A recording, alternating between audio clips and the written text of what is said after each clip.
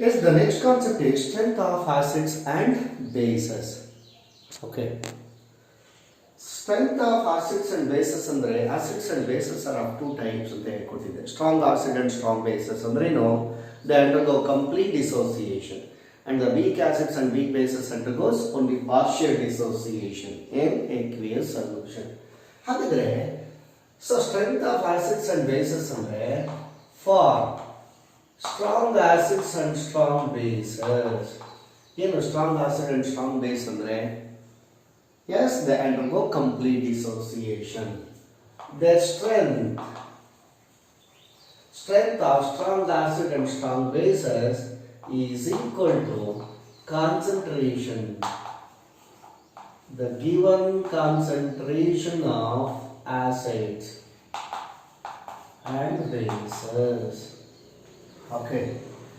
Due to the complete dissociation, due to the complete ionization ಅಥವಾ dissociation ಏನು concentration ಕೊಟ್ಟಿರ್ತಾರೆ ಅದೇ ಅವರ ಸ್ಟ್ರೆಂತ್. ಫಾರ್ ಎಕ್ಸಾಂಪಲ್ ಇವಾಗ HCl ಅಂತ ತಗೊಂಡಿರ್ತೀವಿ, ಓಕೆನಾ, ರೈಟ್.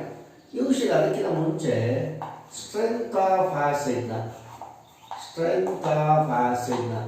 ಯಾವುದರಿಂದ ಎಕ್ಸ್ಪ್ರೆಸ್ ಮಾಡ್ತೀವಿ ಅಂದರೆ H plus ion square bracket ಅಂದ್ರೆ ಇದು concentration of H plus ion ನ ಯೂಸ್ ಮಾಡಿಕೊಂಡು ಎಕ್ಸ್ಪ್ರೆಸ್ ಮಾಡ್ತೀವಿ ಸ್ಟ್ರೆಂತ್ ಆಫ್ ದಿ ಆಸಿಡ್ ನ. ಅದೇ ರೀತಿ ಸ್ಟ್ರೆಂತ್ ಆಫ್ ದ ಬೇಸ್ ನ ಯಾವ್ದನ್ನು ಯೂಸ್ ಮಾಡ್ಕೊಂಡು ಎಕ್ಸ್ಪ್ರೆಸ್ ಮಾಡ್ತೀವಿ ಅಂದ್ರೆ OH ಮೈನಸ್ ಅಯಾನ್ ಕಾನ್ಸಂಟ್ರೇಷನ್. ಯಾವ್ದನ್ನು ಯೂಸ್ ಮಾಡಿ ಎಕ್ಸ್ಪ್ರೆಸ್ ಮಾಡ್ತೀವಿ? OH minus ion concentration use ಮಾಡಿಕೊಂಡು ಎಕ್ಸ್ಪ್ರೆಸ್ ಮಾಡ್ತೀವಿ. ಇದು ಚೆನ್ನಾಗಿ ಗೊತ್ತಿರಬೇಕು. ಸ್ಟ್ರೆಂತ್ ಆಫ್ ದ ಆಸಿಡ್ ಯಾವುದು? H plus ion concentration. Strength of the base OH minus ion concentration. ಇವಾಗ HCl 0.1 molar HCl ಅಂತ ಇದೆ. ಏನಿದು? Strong acid. It undergoes complete dissociation into H plus and Cl minus. ಎಷ್ಟು ಕೊಡುತ್ತೆ? Complete dissociation ಆಗೋದ್ರಿಂದ it gives 0.1 molar H plus ion, 0.1 molar Cl minus ion. ನಾವು strength of the acid ಯಾವುದರಿಂದ express ಮಾಡ್ತೀವಿ? We need only H plus ion concentration. ಎಷ್ಟಿದೆ? 0.1. ಏನಿದು? The given concentration of the acid. ಓಕೆನಾ? ಈಗ ಸೊ ಸಲ್ಫ್ಯೂರಿಕ್ ಆಸಿಡ್ ಅಂತ ಇದೆ, 0.2 molar sulfuric acid. Okay, it is also a strong base. ಏನಪ್ಪ? It undergoes complete dissociation into H plus ion and sulfate ion. ಇದು ಒಂದೇ ಒಂದು H plus ion ಕೊಡ್ತಾ ಇದೆ, ಹಾಗಾಗಿ HCl ಏನಂತ ಕರಿತೀವಿ? ಮೊನೋಬೇಸಿಕ್ ಆಸಿಡ್.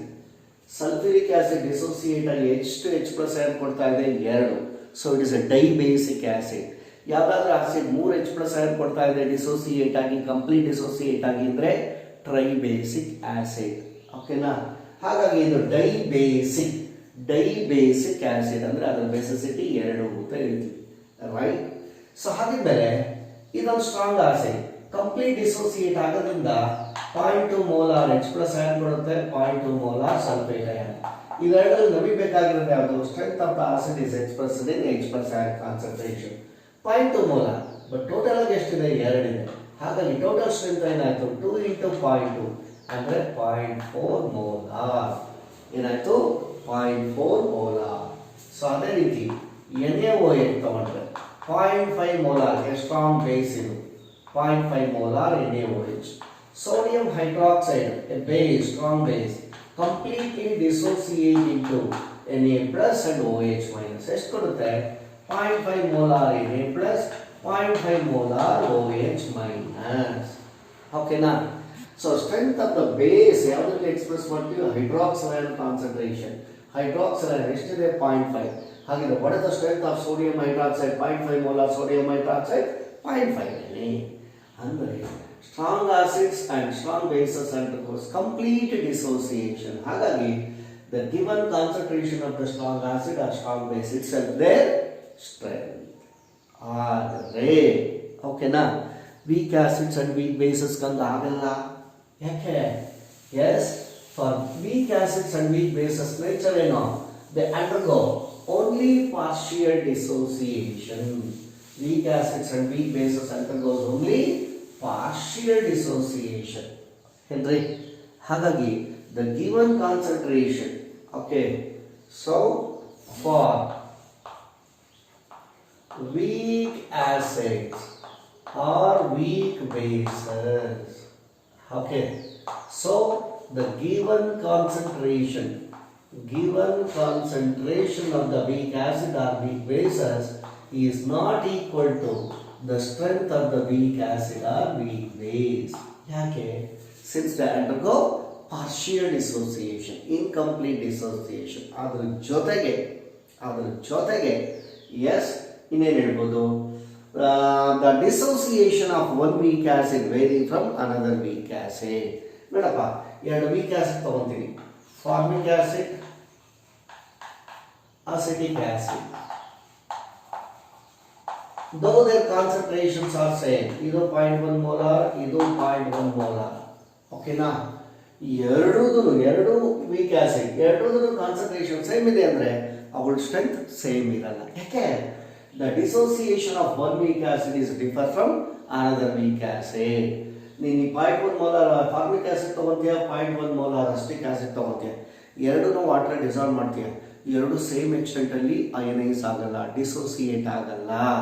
ಸೊ ಹಾಗಾಗಿ dissociation of one weak acid is differ from another weak acid. ಅದೇ ರೀತಿ ವೀಕ್ ಬೇಸ್ ತಗೊಂಡ್ರೆ dissociation of one weak base is differ from another weak base. ಹಾಗಿದ್ರೆ ನಿಮ್ಗೆ ಡೌಟ್ ಬರ್ಬೋದು, ಏನಂತ then how to express the strength of weak acids and weak bases ಅಂದ್ಕೊಂಡು. ಹೌದಾನೆ? That's why in order to calculate the strength of weak acid and weak bases, we have to determine their ಏನನ್ನ dissociation constant. ಅಂದ್ರೆ weak acid ಅಥವಾ weak base strength ನ ಯಾವ್ದ್ರಿಂದ express ಮಾಡ್ತೀವಿ? Dissociation constant ಅಥವಾ ಅದನ್ನ ionisation constant ಅಂತ ಕರಿತೀವಿ. ಹಾಗಿದ್ರೆ ಕಮಾನ್ ಲೆಟ್ಸ್ ಸ್ಟಾರ್ಟ್. ಏನು? dissociation constant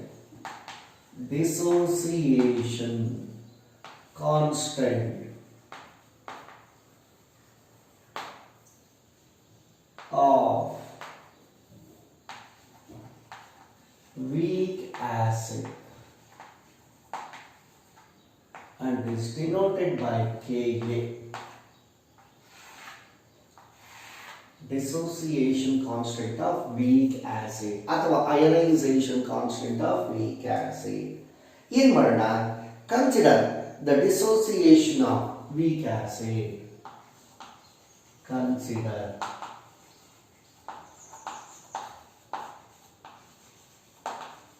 dissociation of a weak acid HA. ಏನಪ್ಪ ನೋಡ್ರಿ, ಜನರಲ್ ಆಗಿ ವೀಕ್ ಆಸಿಡ್ ನ ಹೆಂಗೆ ಡಿನೋಟ್ ಮಾಡ್ತೀವಿ? HA. ಅದೇ ರೀತಿ ವೀಕ್ ಬೇಸಸ್ ನ ಇನ್ ಜನರಲ್ ಹೇಗೆ ಡಿನೋಟ್ ಮಾಡ್ತೀವಿ? HB ಇನ್ಬಿಡಿ ಮೇಲೆ BOH. ಯಾಕೆಂದ್ರೆ ಈ HA ಒಂದು ವೀಕ್ ಆಸಿಡ್ ಅನ್ನು ತಗೊಂಡ್ರೆ ಜನರಲ್ ಆಗಿ ಡಿಸೋಸಿಯೇಟ್ ಆಗಿ ಯಾವ ತರ ರಿವರ್ಸಿಬಲ್ ಅಂದ್ರೆ ಪಾರ್ಷಿಯಲ್ ಡಿಸೋಸಿಯೇಟ್ ಆಗಿ ಕೊಡ್ಬೇಕು ನಮಗೆ. H+ ಆಡ್ ಕೊಟ್ರೆ ಅದನ್ನ ಆಸಿಡ್ ಅಂತ ಕರಿತೀವಿ. ಅದೇ ರೀತಿ HB ಅಂತ ತಗೊಂಬಾರ್ದು, ಯಾಕೆಂದ್ರೆ BOH ವೀಕ್ ಬೇಸ್ ಅದು ಪಾರ್ಷಿಯಲ್ ಆಗಿ ಡಿಸೋಸಿಯೇಟ್ ಆಗಿ ಏನ್ ಕೊಡುತ್ತೆ? B+ ಬೇಸ್ ಅಂದ್ರೆ ಏನ್ ಕೊಡಬೇಕು? OH-. ಓಕೆನಾ? In general weak acids are denoted as HA, weak bases are denoted as BOH. ಆ ಥರ ಒಂದು ವೀಕ್ ಆಸಿಡ್ ತಗೊಂಡಿದ್ದೀನಿ, ಅದ್ರ ಡಿಸೋಸಿಯೇಷನ್ ಬರೆಯೋಣ. ಏನು? HA. ಹೆಂಗೆ ಡಿಸೋಸಿಯೇಟ್ ಆಗುತ್ತೆ ವೀಕ್ ಅಂದರೆ? Partially reversible sign into HA partial dissociate into H+ and A-. Okay, ಇದಕ್ಕೇನು ಮಾಡೋಣ? ಅಪ್ಲೈ ಏನನ್ನ? Law of mass action LMA ಹಿಂದೆ ಕೊಟ್ಟಿದ್ದೀನಿ. applying law of mass action. So ಇದೊಂದು ವೀಕ್ ಆಸಿಡ್ ಡಿಸೋಸಿಯೇಷನ್ ಕಾನ್ಸ್ಟೆಂಟ್ ಅಥವಾ ಇಕ್ವಿಲಿಬ್ರಿಯಂ ಕಾನ್ಸ್ಟೆಂಟ್ K ಆಸಿಡ್ ಆಗಿರೋದ್ರಿಂದ Ka. ಹೇಗೆ ಬರೀತೀರ? ಲಾ ಆಫ್ ಮಾಸ್ ಆಕ್ಷನ್ ಬರೆದ್ರೆ it is a ratio of ಎನ್ನ product of the molar concentration of the product to that of the reactant. Kc derive ಮಾಡಿರ್ತಾನೆ. ಹಾಗಾಗಿ square bracket ಅಂದ್ರೆ ಏನು molar concentration ಅಥವಾ concentration of product of the concentration of the products concentration of H plus ion into concentration of A minus ion by concentration of HA, where Ka is what? The dissociation constant of weak acid. Okay, here from the above expression or from the above relation or from the above equation, it can be observed that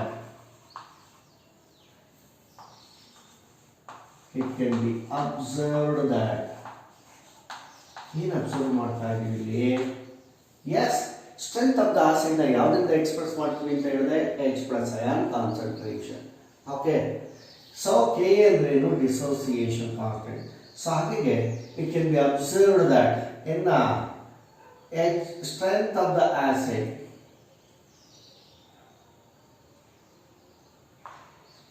H plus ion concentration is directly proportional to Ka. ಅಂದ್ರೆ strength H plus ion concentration ಅಂದ್ರೆ ಏನು? Strength of the acid is directly proportional to its dissociation constant of the acid. Okay, ಅಂದೇನರ್ಥ? That is ಇನ್ನ ಎಸ್ K value ಜಾಸ್ತಿ ಆದಷ್ಟು ಆಸಿಡ್ ಏನಾಗುತ್ತೆ? More and more stronger. ಇದೆ ನೋಡಿ, ಇದೊಂದು ಸೆಂಟೆನ್ಸ್ಗೋಸ್ಕರ ಇದೆಲ್ಲ ಡಿರೈವ್ ಮಾಡ್ತೀವಿ. That is larger the K A value, larger the K A value, stronger is the acid.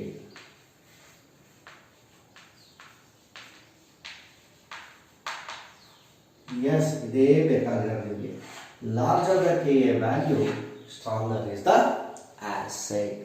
ನೋಡಿ, ಇದೊಂದು ಸೆಂಟೆನ್ಸ್ಗೋಸ್ಕರ ಒಂದು ವೀಕ್ ಆಸಿಡ್ ತಗೊಂಡ್ವಿ, HA ಅನ್ಕೊಂಡು ಡಿಸೋಸಿಯೇಟ್ ಮಾಡಿದ್ವಿ, law of mass action apply ಮಾಡಿದ್ವಿ, ಡಿಸೋಸಿಯೇಷನ್ ಅಥವಾ ಅಯನೈಸೇಷನ್ ಕಾನ್ಸ್ಟೆಂಟ್ ಈಕ್ವೇಶನ್ ಅಥವಾ ಎಕ್ಸ್ಪ್ರೆಷನ್ ಬರ್ದ್ವಿ. ಇದರಿಂದ ಏನು ಗೊತ್ತಾಯ್ತು? Strength of the acid is directly proportional to its dissociation constant.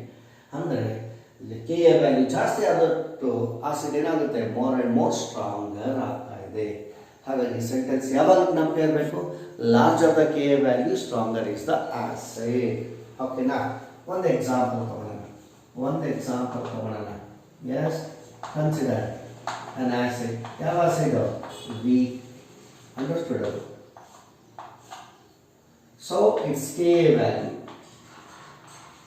at 298 Kelvin. ಯಾಕೆಂದ್ರೆ as the temperature increases, the dissociation is also increases. ಹಾಗಾಗಿ 298 standard temperature ತಗೋತಾ ಇದ್ವಿ. ಓಕೆ, ಎರಡು ತಗೋತೀನಪ್ಪ. ಒಂದು HCOOH ಅಂದ್ರೆ formic acid,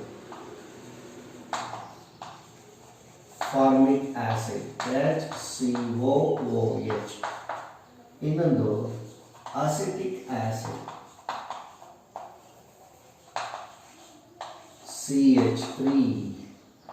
CH3COOH. K value of formic acid 1.78 into 10 power minus 4. ಇದು acetic acid 1.8 into 10 to the power of minus 5. ನಾನೇನೋ ಬರೀತಾ ಇಲ್ಲ, ವ್ಯಾಲ್ಯೂ ಎಕ್ಸ್ಪೆರಿಮೆಂಟಲಿ ಡಿಟರ್ಮೈನ್ ಏನ್ರಿ.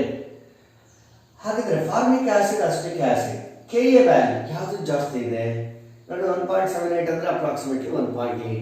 ಇವೆರಡು ಸೇಮ್ ಇದೆ, ಫ್ರಾಕ್ಷನ್ ಬಿಟ್ಬಿಡಿ, ಪವರ್ ನೋಡಿ. ಫಾರ್ಮಿಕ್ ಆಸಿಡ್ ಎಷ್ಟು? 10 power minus 4. Acetic acid 10 power minus 5. 10 power minus 4, 10 power minus 5 ನಲ್ಲಿ ಯಾವ್ದು ಜಾಸ್ತಿ? 10 power minus 4. ಎಷ್ಟು? Almost 10 times. So therefore as Ka value of formic acid is ಜಾಸ್ತಿ ನಾವು ಕಡಿಮೆ ನಾವು larger. Okay, hence formic acid is stronger than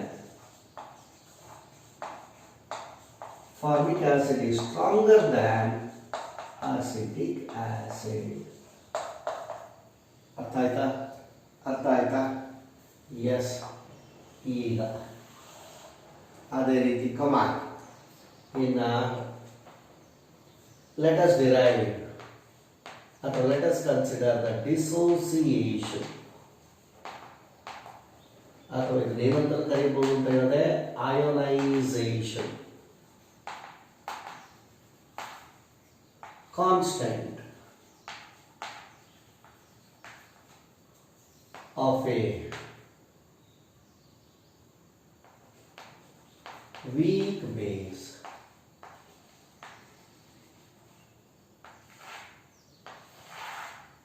weak acid ನ ಹೆಂಗೆ ಡಿನೋಟ್ ಮಾಡಿದ್ವಿ K, ಅದೇ ರೀತಿ weak base ನ Kb, dissociation constant of a weak base. ಈಗ come on, consider same derivation. ಇಲ್ಲೇನು ಮಾಡಿದ್ವಿ, ಡಿಸೋಸಿಯೇಷನ್ ಆಫ್ ಒಂದು ವೀಕ್ ಆಸಿಡ್ ತಗೊಂಡಿದ್ವಿ. ಅದೇ ರೀತಿ consider the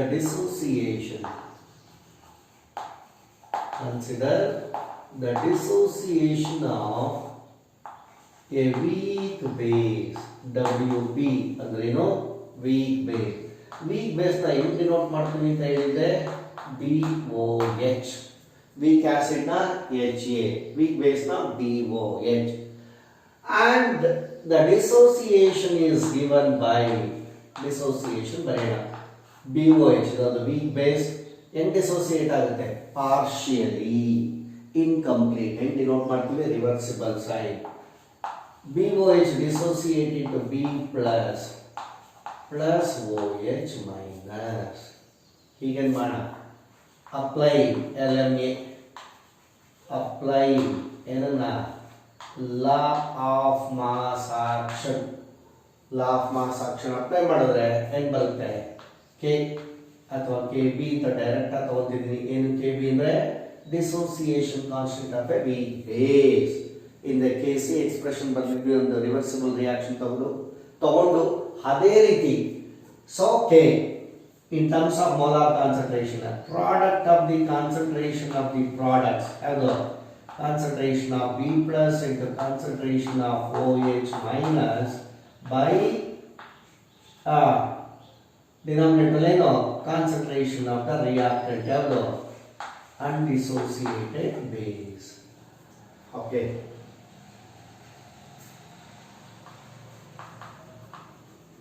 so from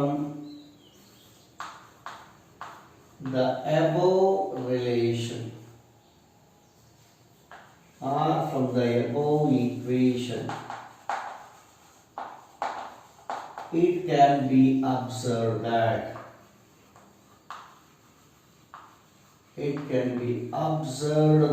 ಏನು ಅಬ್ಸರ್ವ್ ಮಾಡ್ಬೋದು ಇಲ್ಲಿ, OH minus concentration. ಏನಕ್ಕೆ ಯೂಸ್ ಮಾಡ್ತೀವಿ ಇದನ್ನ, to express the strength of a base. OH minus ion concentration is directly proportional to ಯಾವುದು, KB. ಅಂದ್ರೆ ಏನು, strength of the base is directly proportional to its dissociation constant. ಅಂದ್ರೆ KB ಅಂದ್ರೆ ಏನು, dissociation constant. ಅಂದರೆ ನಿಮ್ಮ KB ವ್ಯಾಲ್ಯೂ ಜಾಸ್ತಿ ಆದಷ್ಟು ಯಾವುದೇ ಬೇಸ್ಗೆ ಅದ್ರ ಸ್ಟ್ರೆಂತ್ ಅಂದರೆ it becomes more and more strong. ಅಂದರೆ ಏನು ಬರಿಬೋದು, that is larger the KB value,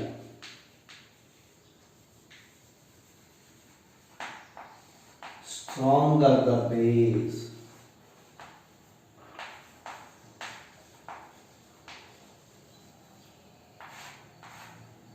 So larger the KB value, stronger is the base. ಇದೇ ತರ ಇಲ್ಲಿ larger the Ka value, stronger is the base. ಇಲ್ಲಿ ಕೊಟ್ಟರೆ ಎರಡು ಆಸಿಡ್ ಕೂಡ ವೀಕೇನೆ.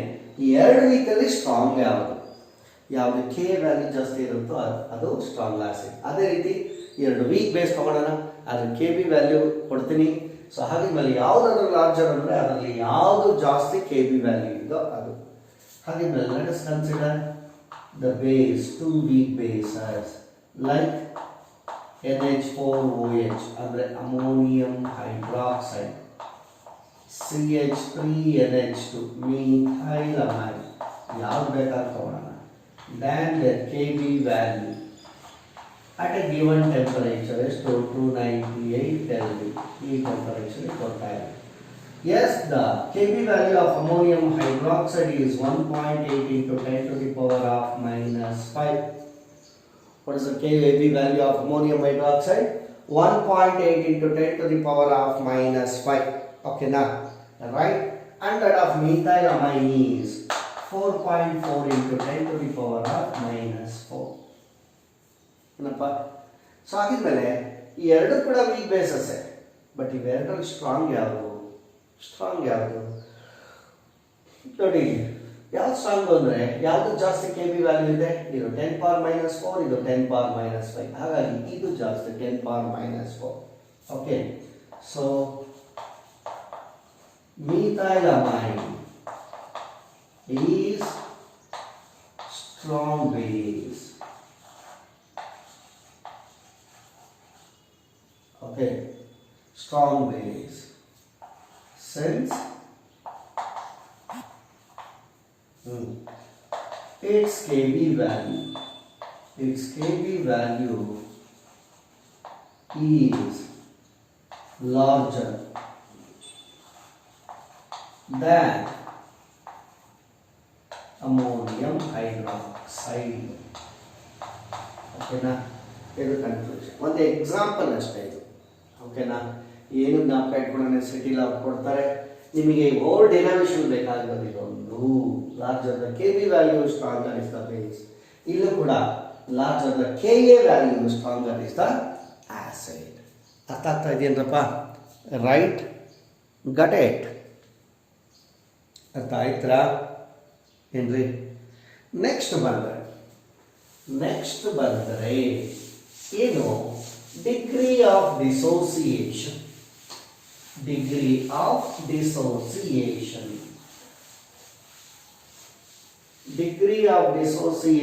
ಅಥವಾ ಏನು ಎಕ್ಸ್ಟೆಂಟ್ ಆಫ್ ಡಿಸೋಸಿಯೇಷನ್. ಓಕೆ, ಹಾ,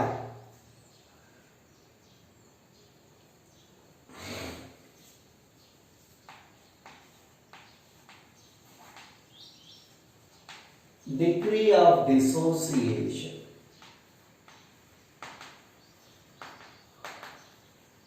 and is denoted by alpha ಅಥವಾ ಎಕ್ಸ್, ಸ್ಮಾಲ್ ಎಕ್ಸ್ ಆಗಿ ಡಿನೋಟ್ ಮಾಡುವುದು. ಏನು ಡಿಗ್ರಿ ಆಫ್ ಡಿಸೋಸಿಯೇಷನ್? ಡಿಗ್ರಿ ಅಂದರೆ ಎಕ್ಸ್ಟೆಂಟ್. ಎಷ್ಟು ತಗೊಂಡಿರ್ತೀವಿ ಅದರಲ್ಲಿ ಎಷ್ಟು ಡಿಸೋಸಿಯೇಟ್ ಆಗ್ತಾ ಇದೆ ಅಂತ ಹೇಳೋದೇ ಏನಂತ ಕರಿತೀವಿ? Degree of dissociation. ಅಂದರೆ ಏನು? Yes, it is the number of moles dissociated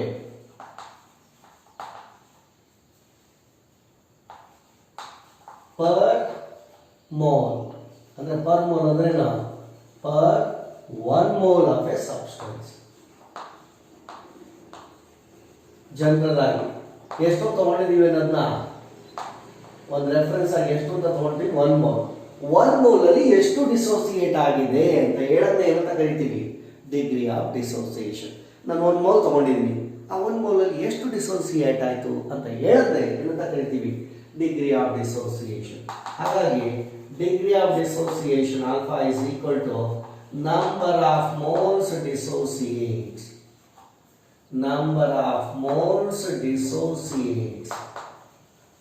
ಅಥವಾ dissociated by total number of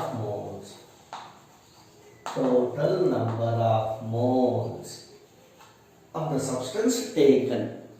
ನೀವೆಷ್ಟು ತಗೊಂಡಿದ್ದೀರಿ ಅದರಲ್ಲಿ ಎಷ್ಟು ಡಿಸೋಸಿಯೇಟ್ ಆಗಿದೆ ಅಂತ ಹೇಳೋದೇ ಏನಂತ ಕರಿತೀವಿ? Degree of dissociation. ಹಾಗಿದ್ಮೇಲೆ come on let's derive the relationship between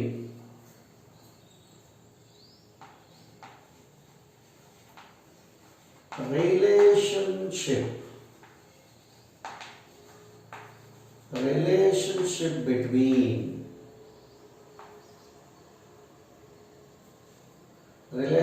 between what? Alpha and the degree of dissociation and dissociation constant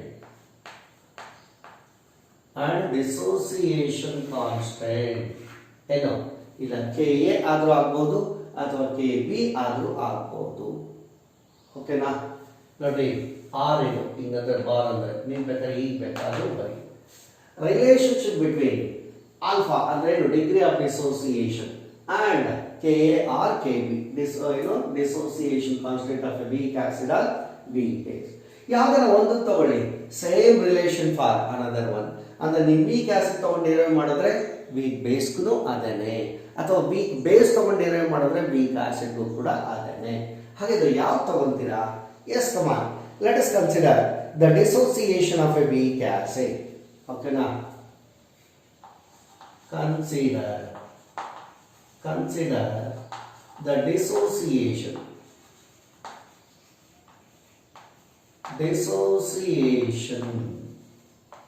of a weak acid. Denote ಮಾಡ್ತೀವಪ್ಪ weak acid ನ HA. Consider the dissociation of a weak acid HA. Okay. Let the initial concentration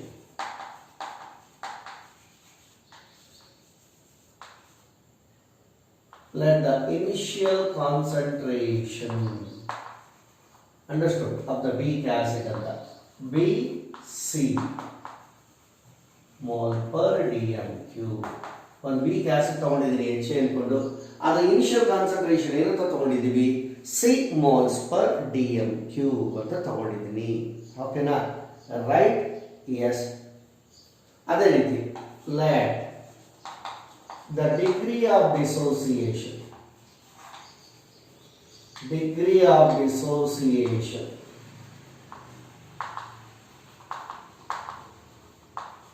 B alpha.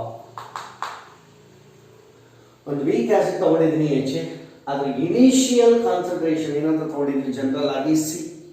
ನೀವು particular ಆಗಿ 1 mole 2 mole 3 mole 4 mole 1 point something 2 point something ಎಷ್ಟು ತಗೋತೀವಿ calculation ಅಲ್ಲಿ. General ಆಗಿ C mole per D M cube ಅಂದ್ರೆ unit of concentration. ಅದರ degree of dissociation ಎಷ್ಟು ತಗೊಂಡಿದ್ವಿ? ಆಲ್ಫಾ. ಓಕೆನಾ? ನಾವು ಸೊ ಏನ್ ಬೇಕೀಗ ನಮಗೆ? ಓಕೆ, ಈಕ್ವಿಲಿಬ್ರಿಯಮ್ಲಿ concentrations of the okay now at equilibrium the concentrations of okay reactants and the products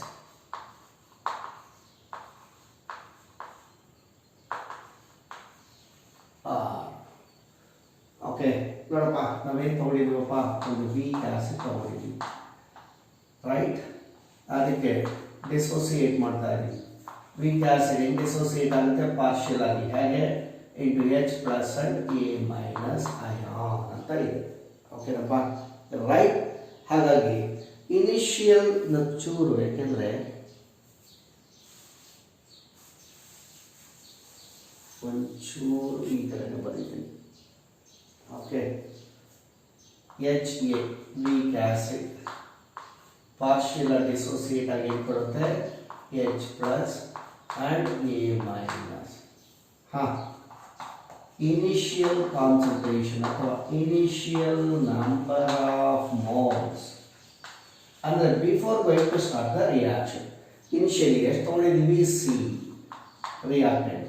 product ಏನಿರುತ್ತೆ? 0, ಯಾಕೆಂದ್ರೆ ರಿಯಾಕ್ಷನ್ ಸ್ಟಾರ್ಟ್ ಮಾಡಿಲ್ಲ. ಹಂಗಂದ್ರೆ ಅದರ ಇನಿಷಿಯಲ್ ಕಾನ್ಸಂಟ್ರೇಷನ್ ಎಷ್ಟು? ಸಿ.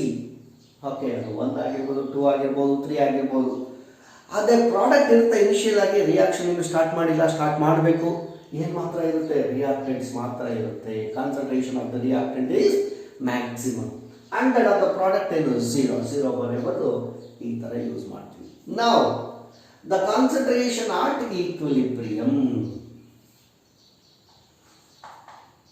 Okay,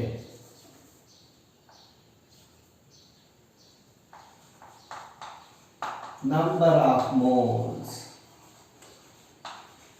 at equilibrium. ಒಂದು ಎಕ್ಸಾಂಪಲ್ ಕೊಡ್ತೀನಿ ನಿಮಗೆ. N2 plus 3H2 gives 2NH2. ಓಕೆನಾ? ಇನಿಷಿಯಲಿ ಇದನ್ನ ಇನಿಷಿಯಲಿ ಏನಿಲ್ಲ, 1 ಅಂತ ತಗೊಳ್ತೀನಿ, ಇದು 3 ಅಂತ ತಗೊಳ್ತೀನಿ, ಇದು 0 ಪ್ರಾಡಕ್ಟ್. ಡಿಗ್ರಿ ಆಫ್ ಡಿಸೋಸಿಯೇಷನ್ ಏನಂತ ತಗೊಂಡಿದ್ದೀವಿ? ಆಲ್ಫಾ. ಹಾಗಿದ್ರೆ 1 ಮೋಲಲ್ಲಿ ಎಷ್ಟು ಡಿಸೋಸಿಯೇಟ್ ಆಗುತ್ತೆ ಅನ್ನೋದೇ ಏನಂತ ಕರಿತೀವಿ? Degree of dissociation. ಹಾಗಾದ್ರೆ 1 ಅಲ್ಲಿ ಎಷ್ಟು ಡಿಸೋಸಿಯೇಟ್ ಆಗ್ತಾ ಇದೆ? ಆಲ್ಫಾ ಅಂದ್ರೆ 1 ಆಲ್ಫಾ. 1 ಮೋಲಲ್ಲಿ ಆಲ್ಫಾ ಡಿಸೋಸಿಯೇಟ್ ಆಯ್ತು ಅಂದ್ರೆ 3 ಮೋಲಲ್ಲಿ ಎಷ್ಟಾಗುತ್ತೆ? 3 ಆಲ್ಫಾ. ಎಷ್ಟು ಬರ್ತಾ ಇದೆ? ಆಲ್ಫಾ ಅಂದ್ರೆ ಎಷ್ಟಿದೆ? 2 ಆಲ್ಫಾ. ಹೌದಾನೆ? ಸೊ ಉಳ್ಕೊಂಡಿರೋದು ಎಷ್ಟು?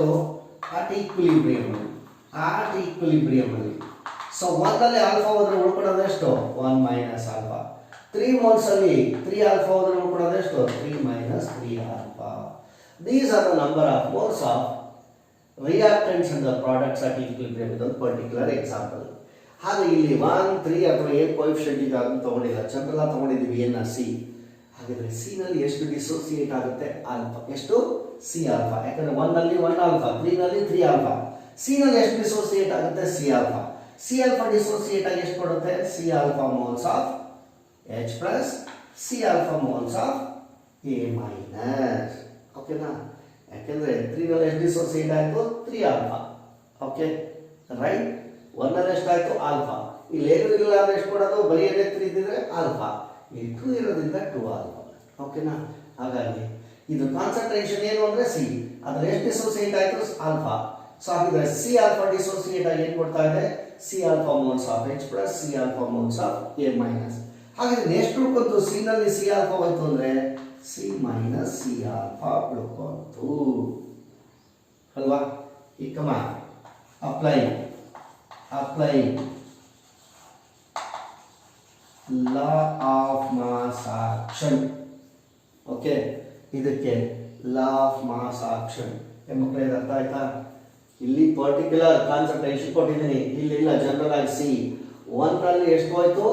ಆಲ್ಫಾ ಅಂತೀವಿ ಅಂದ್ರೆ 1 ಆಲ್ಫಾ ಅಂತಾರೆ. 1 ಇದ್ರೆ 1 ಬದಲಬಹುದು, ಬಿಡ್ಬೋದು. 1 ನಲ್ಲಿ 1 ಆಲ್ಫಾ ಡಿಸೋಸಿಯೇಟ್ ಆಯ್ತು ಅಂದ್ರೆ ಸಿ ನಲ್ಲಿ ಎಷ್ಟಾಯ್ತು? C alpha. ಹಾಗಾಗಿ ಏನಿಲ್ಲ, ಅಕಸ್ಮಾತ್ 3H ಪ್ಲಸ್ ಅಂದ್ರೆ 3 ಟು ಆಲ್ಫಾ ಅಂತ ಹೇಳ್ಬೋದಾಗಿತ್ತು. ಏನಿಲ್ಲ 1 ಅಂದ್ರೆ ಅದನ್ನ ಏನಂತ ತಗೊಂಡಿದ್ವಿ? C alpha of H plus ion, C alpha of A minus ion ಬಂತು ಅಂತ. ಓಕೆನಾ? ಈಗ law of mass action apply ಮಾಡ್ತಾ ಇದ್ದೀವಿ. ಯಾವುದು ತಗೊಂಡ್ರೆ ನಾವು? Weak acid. ಅದನ್ನ ಹೆಂಗೆ ಡಿನೋಟ್ ಮಾಡ್ತೀವಿ? K A. ಡಿಸೋಸಿಯೇಷನ್ ಅಥವಾ ಅಯನೈಸೇಷನ್ ಏನು? Product of the concentration of H plus ion into concentration of A minus ion by reactant ಯಾವುದು? concentration of H. ನೋಡಿ ಎಲ್ಲ ಗೊತ್ತಿದೆ, ಸಬ್ಸ್ಟಿಟ್ಯೂಟ್ ಮಾಡೋಣ. H ಪ್ಲಸ್ ಅಯಾನ್ ಎಷ್ಟಿದೆ? C alpha into A minus ion concentration at equilibrium ಎಷ್ಟಿದೆ? C alpha by C minus C ಆಲ್ಫಾದಲ್ಲಿ ಏನು ಮಾಡಿ ಇದು ಹೆಂಗೆ? ಸಿ ಕಾಮನ್ ತೆಗೆದ್ರೆ ಏನು ಬರುತ್ತಪ್ಪ? 1 ಮೈನಸ್ ಆಲ್ಫಾ ಅಂತಲೂ ಬರೀಬಹುದು ಅಲ್ವಾ? C into 1 minus alpha. 1 C get cancels. ಹಾಗಾಗಿ ಏನು ಬಂತು? K A is equal to C alpha into alpha, alpha square by 1 minus alpha. Yes, this is the relationship between dissociation constant and degree of dissociation at a given concentration, and this equation is called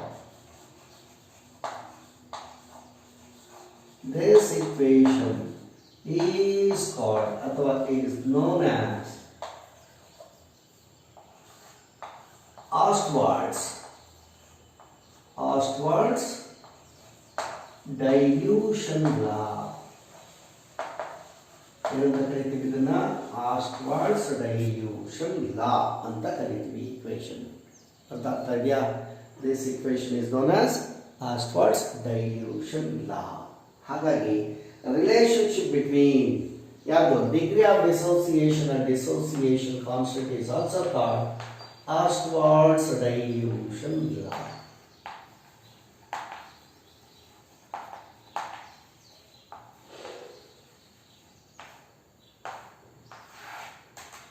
One of the drawback it is applicable only for weak acids and weak bases, and it gives the relationship between only dissociation or ionization of weak acid or weak bases and degree of dissociation. So weak acid weak base same formula.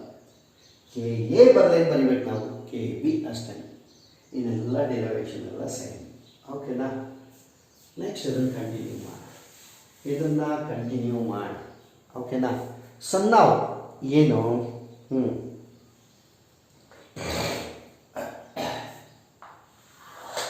Alpha ಅಂದ್ರೇನು?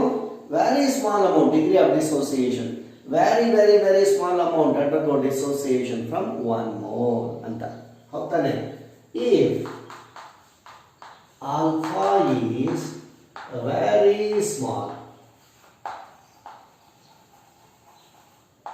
compare to ಎಷ್ಟಕ್ಕೆ? compare to 1 ಅಂದರೆ 1 mole. Alpha is very small compared to 1. Okay na? Then 1 minus alpha could be approximately taken as 1. 1 ಗೆ compare ಮಾಡಿದ್ರೆ alpha ಏನು very small. ಇವಾಗ ಎಷ್ಟಾಗಿರುತ್ತಪ್ಪ alpha, ಅದನ್ನು 1 ಇಂದ subtract ಮಾಡಿದ್ರೆ ನಮ್ಗೆ ಏನು ಬರ್ಬೋದು? 0.999 ಅಂತಲ್ಲ, 0.998 ಅಂತಲ್ಲ, ಎಷ್ಟೋ ಬರುತ್ತೆ. 0.99 ಅಥವಾ 0.98ನ ಅಪ್ರಾಕ್ಸಿಮೇಟ್ ಆಗಿ ಏನಂತಲೇ ತಗೊಬೋದು 1. ಅಥವಾ ನೀವು ಯಾವುದೋ ಬೇರೆ ಇಕ್ವೇಷನ್ ಅಲ್ಲಿ alpha is very small compare to 2 ಅಂತ ಇದ್ರೆ 2 ಮೈನಸ್ ಆಲ್ಫಾ ಏನಂತ ತಗೊಂತೀವಿ 2. 3 ಮೈನಸ್ ಆಲ್ಫಾ ಇದ್ರೆ 3 ಅಂದರೆ compare to that given number of moles. ಹಾಗಿದ್ಮೇಲೆ as then the above equation becomes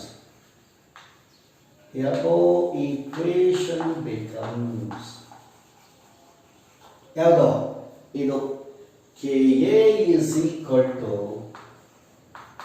C alpha square by 1 minus alpha ಏನಂತ ತಗೊಳ್ತಾ ಇದ್ದೀವಿ 1. ಓಕೆನಾ. So Ka is equal to C alpha square. ನೋಡ್ರಿ ಇನ್ನೊಂದು ಫಾರ್ಮುಲಾ ಸಿಕ್ತು ನಮಗೆ. ಕಾನ್ಸಂಟ್ರೇಷನ್ ಡಿಗ್ರಿ ಆಫ್ ಡಿಸೋಸಿಯೇಷನ್ ಗೊತ್ತಿದ್ರೆ ಏನು ಕಂಡುಹಿಡಿಬಹುದು? Ka. ಓಕೆ. ಆರ್ ಇದನ್ನೇ ರಿಅರೇಂಜ್ ಮಾಡಿ. Alpha square is equal to cross multiply ಮಾಡಿ, ಇಲ್ಲೇ ಉಳಿಸ್ಕೊಳ್ಳಿ. ಇದನ್ನು ಕ್ರಾಸ್ ಮಾಡಿದ್ರೆ Ka/C ಅಲ್ವಾ, ರೈಟ್? ಅಥವಾ ನಮಗೆ ಬೇಕಾಗಿರೋದು ಆಲ್ಫಾ ಸ್ಕ್ವೈರ್ ಅಲ್ಲ, ಈ ಸ್ಕ್ವೈರ್ ಇದನ್ನ ಸ್ಕ್ವೈರ್ ತಂದ್ರೆ ಏನಾಗುತ್ತೆ? Square root of Ka/C. ನೋಡಿ ಇದೊಂದು ಫಾರ್ಮುಲಾ, ರೈಟ್? ಸೊ ಇದರಿಂದ ಏನು ಗೊತ್ತಾಗ್ತಾ ಇದೆ? ಆಲ್ಫಾ Ka ಮತ್ತೆ ಕಾನ್ಸಂಟ್ರೇಷನ್ ಕೊಟ್ಟಿರ್ತಾರೆ, ಮತ್ತೆ ಅದು K ವ್ಯಾಲ್ಯೂ ಕೊಟ್ಟಿದ್ರೆ ಆಸಿಡ್ನ ಇನ್ನೊಂದು ಕಂಡುಹಿಡಿಬಹುದು ಡಿಗ್ರಿ ಆಫ್ ಡಿಸೋಸಿಯೇಷನ್. ಅಥವಾ ಆಲ್ಫಾ ಕೊಟ್ಟು ಕಾನ್ಸಂಟ್ರೇಷನ್ ಕೊಟ್ಟಿದ್ರೆ ಏನು ಕಂಡುಹಿಡಿಬಹುದು? ಆ weak acid Ka value. And equation ಗೊತ್ತಾಯಿತು H plus ion concentration. Okay, H plus ion concentration ಕಂಡುಹಿಡಿಬೇಕು ನಾವು. ಸೊ ಏನು ಒಂದು ಫಾರ್ಮುಲಾ ಇಲ್ಲೇ ಇದೆ, H plus ion concentration is equal to C alpha. ಯಾವಾಗ? ಸೊ ಕಾನ್ಸಂಟ್ರೇಷನ್ ಗೊತ್ತಿದೆ, ಆಲ್ಫಾ ಗೊತ್ತಿದೆ, H ಪ್ಲಸ್ ಅಯಾನ್ ಕಾನ್ಸಂಟ್ರೇಷನ್ ಕಂಡುಹಿಡಿಯಬಹುದು. ಈ ಆಲ್ಫಾ ಸಬ್ಸ್ಟಿಟ್ಯೂಟ್ ಮಾಡಿ ನೋಡು, ಏನು ಬರುತ್ತೆ? H plus ion concentration is equal to C into alpha ಏನಂತ ಬರೀಬಹುದು? Ka/C. ಓಕೆನಾ? ಈ C ಸ್ಕ್ವೈರ್ ರೂಟ್ ಒಳಗಡೆ ತಗೋ, ಏನಾಗುತ್ತೆ?